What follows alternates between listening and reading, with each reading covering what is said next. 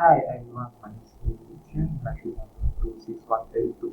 Today I would like to present the issues in public sector financial management statutory bodies, which include KSEDAH, CIDIN, UTM, Suruhanjaya Tenaga, and Perbanan Labuan.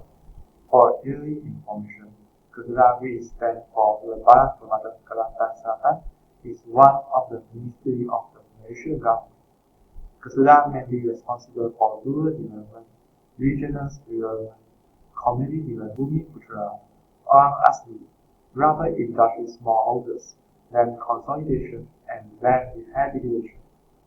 Next, for CIDB, it actually stands for Lembaga Industri Pendidikan Malaysia. It is Malaysia government agency that deal under Kementerian Kerja Raya Malaysia, according to the Akta Lembaga Pembangunan Industri Pendidikan 1994. CIDB are responsible for the functional related to the construction industry, such as the advance and encourage the development, improvement, and expansion of the construction industry. It also provides advisory services and recommendations to the government in relation to the construction industry. In addition, CIDB also develops, encourages, and conducts research related to the construction industry. On the other hand, University Technology Malaysia (UTM) is a Malaysian public research intensive university in engineering, science, and technology. It is located in Skudai of Johor. UTM also has a branch campus in Kuala Lumpur. After that, Suruhanjaya Tenaga was created under the Energy Commission Act 2001 as a new regulator for the energy industry in Peninsular Malaysia and Sabah. The Commission was established to ensure that the energy industry is developed in an efficient manner so that Malaysia is ready to meet the new challenges of globalization and liberalization, particularly in the energy supply industry. Lastly, for Perbanan Labuan, it is a local authority which administrates the federal territory of Labuan, Malaysia. Perbanan Labuan are responsible for public health and sanitation, waste removal and management, house branding, environment protection and building control, social and economic development, and general maintenance function of urban infrastructure. Next, I will talk about the research method. Our sources of information is based on statutory data from 5 statutory bodies annual report in Malaysia for the year 2016. As stated before, 5 statutory bodies were selected. All the annual reports were analyzed on the extent of the organizations in practicing good government and based on a few dimensions. Those dimensions stand for board of directors, audit committee, other committees, and values, integrity, internal controls, internal audit, risk management, stakeholder relations, performance and evaluation, and other which including corporate social responsibility, sustainability, and environmental. Our team will comparing and contrasting our findings related to all the dimensions mentioned above based on the result of our analysis in the individual assignment for the year 2006. Assalamualaikum and good day. My name is SYAFIQAH binti AHMAD MALIKI. My matric number is 252567. Today I would like to present on my group discussion on Board of Directors. The Board of Directors BOD for KSEDAH, CIDB, UTM, Suruhanjaya Tenaga, and Perbadanan Labuan have been analysed based on the frequency of board meeting, the prominent leader, the government agency representative, the professional members, the representative of statutory body target, other prominent people with expertise, and the BOD's qualification and experience. Based on our finding, the highest frequency of the board's meeting among these 5 statutory bodies is Suruhanjaya Tenaga, which have 12 time meetings were held throughout the year 2016, while Perbadanan Labuan, UTM and KSEDAH, the frequency of meeting was 8 times, 9 times, and 4 times respectively. However, CIDB does not disclose the number of the board's meetings in the annual report 2016. And then, among the BOD members of these 5 statutory bodies, there are several prominent persons of there are several prominent persons or leaders of organization and society. As for KSEDAH, It has two prominent leaders, including the chairman and the deputy chairman, while the CIDB has only one leader, who is the chairman of CIDB itself. UTM has the highest number of prominent persons, which is 4%. The remaining are Suruhanjaya Tenaga and Perbadanan Labuan. These two statutory bodies have the same number of prominent leaders, which 2% each consists of the chairman, the deputy chairman, and the CEO. The BOD members for each statutory bodies consist of several government agency representatives. Mostly the government representative come from Ministry of Finance. And then, in terms of professional members, CIDB has the higher professional members, which is 6%, compared to UTM only 4%, and Kesedar 2%. The rest two does not disclose any professional members. Now we proceed to audit committees. In this context, the audit committees have available contribution to improve the governance and the performance accountability of the statutory bodies. This is a committee that is established by and amongst the BOD of the statutory body for the purpose of overseeing the accounting and the financial report process of the statutory body, and then the purpose is to audit the financial statement of the statutory body. And if no such committee exists with respect to a statutory body, the entire board of directors of the statutory body will become the committee. Its main purpose of establishment is to strengthen the control over the government-owned companies. Hence, the committee are responsible to be a liaison and overseer of the works of the external auditor. And then, throughout the assignment, we have analyzed the committee based on the frequency of meetings, the composition of audit members, the qualification and experience, and also their role as audit members. Based on our finding, Kesedar UTM, Perbadanan Labuan have disclosed the frequency of meetings held throughout the years 2016 in their annual report, which are 4, 3, and 4 times respectively. The rest two, which is CIDB and Suruhanjaya Tenaga, does not disclose any information on their audit committee's committee. So overall, each statutory body has at least 3 members from BOD in their audit committees, except for the Suruhanjaya Tenaga, because Suruhanjaya Tenaga does not disclose its audit committees in detail. So we cannot identify whether the members is from BOD or not. And then lastly, we also noted that only CIDB disclosed the qualification and experience of its audit committee in detail. In terms of the audit function, UTM has disclosed them in detail, while the remaining 4 does not disclose any of them. So I think that's all from me. Hi everyone, my name is AMELIA Lee Cheng, matrix number 261480. Now I would like to continue with other committees. From the annual report of the 5 organizations, UTM disclosed the most information, while ST did not disclose any information in this category. We also found out that none of the organizations disclosed the information for procurement committees. The information about other committees are important to an organization. This is because through these committees, the users of the annual report can clearly understand about the quality and productivity of that particular organization.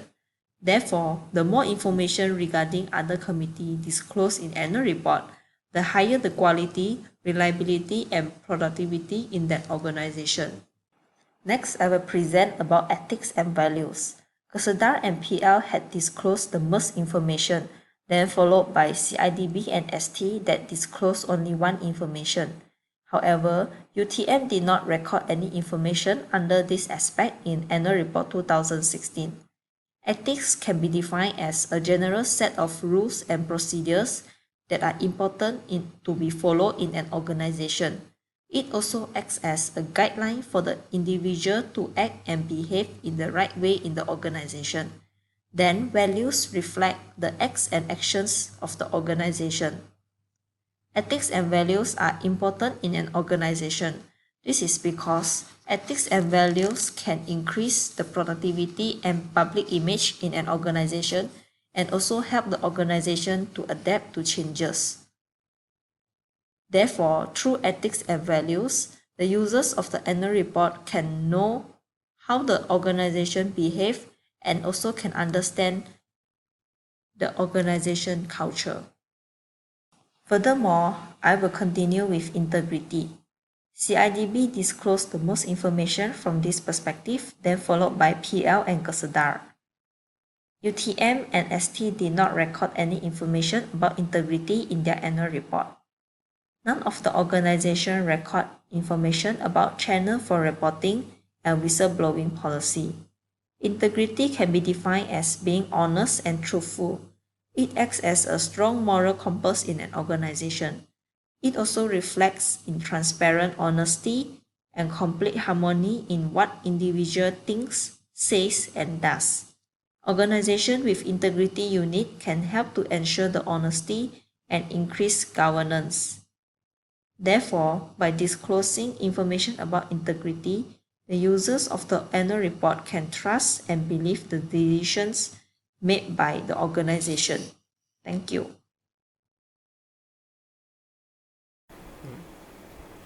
Hi, my name is Wang Pei-Xu, metric number 261844.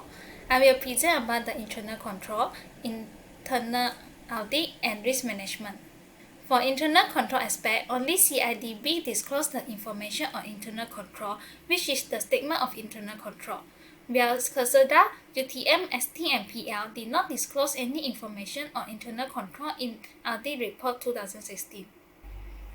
Internal controls are the mechanisms, rules, and procedures implemented by the company to ensure the integrity of financial and accounting information, promote accountability, and prevent fraud. For example, the internal control as disclosed in the Annual Report 2016 of CIDB focus on ensure the accuracy and financial statements and prevent fraud.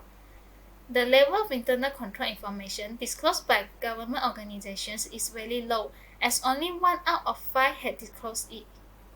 The low level of internal control information disclosed by KSEDAH, UTM, ST, and PL cannot be used by the stakeholders to determine the level of corporate governance practice in the organization. This will lose the potential shareholder and foreign investment, so it is important for organizations to disclose internal control information. Based on the internal audit aspect, KSEDAH, CIDB, and PL disclose the most information, which is 2 information, followed by ST, which is 1 information, while UTM did not disclose any information on it. The 5 organizations did not have a separate section on internal audit in their annual report.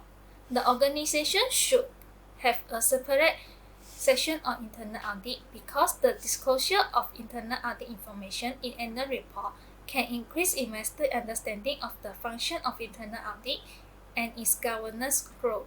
So, for the organization that did not disclose the internal audit information, such as UTM, the investors are wondering how the board and management receive independent and objective assurance and insight regarding how well risks are being managed.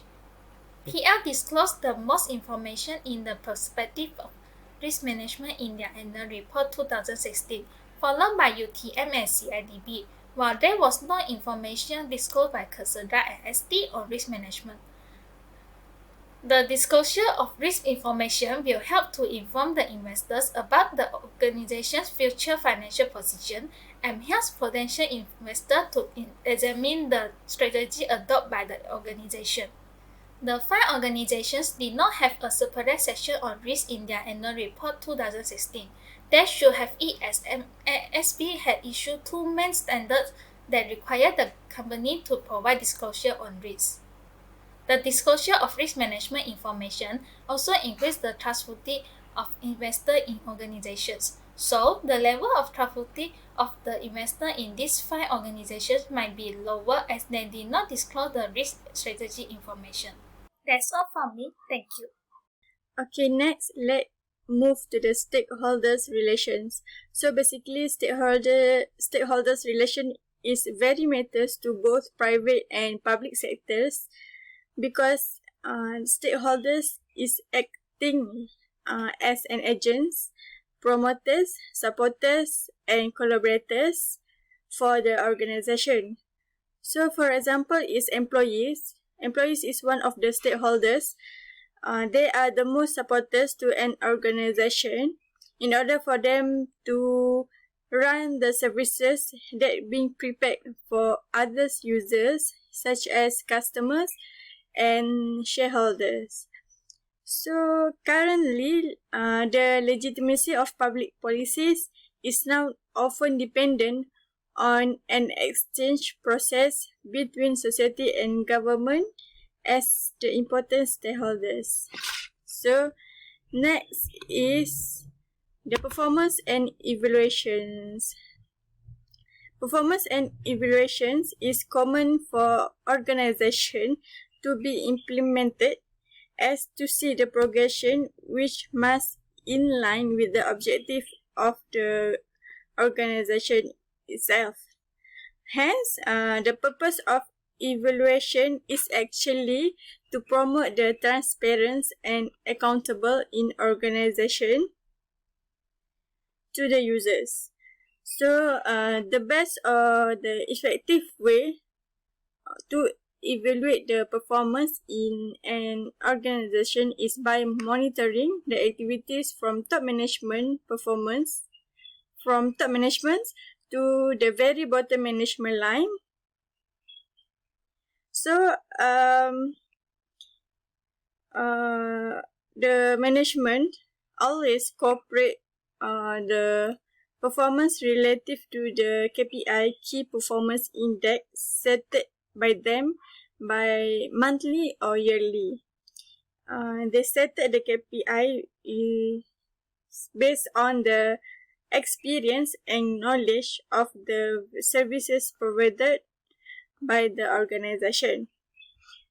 So the next is corporate social responsibilities, sustainabilities, and environmental. So CSR or corporate social responsibilities is very familiar in current situation because the world is now more aware about the rights of every organization towards and society as well. So, sustainable development goals or SDG is being introduced to whole world to create a healthy and sustainable future for all parties. There are 17 goals in the SDGs goals. You can see in the slide. So these 70 goals are all connected, and it is important to achieve them to make sure everyone's right is protected and to leave no one behind. Public sector also play a role in these goals and being disclosed in the annual report. That's all from me. Let's move to the next section. In conclusion, this project provides us a marvelous opportunity in making a meaningful report by comparing and contrasting those information. In the end of this project, we are able to enhance our understanding towards the other issues in public sector financial management that practices in Malaysia. That is all from us. Thank you for watching this video.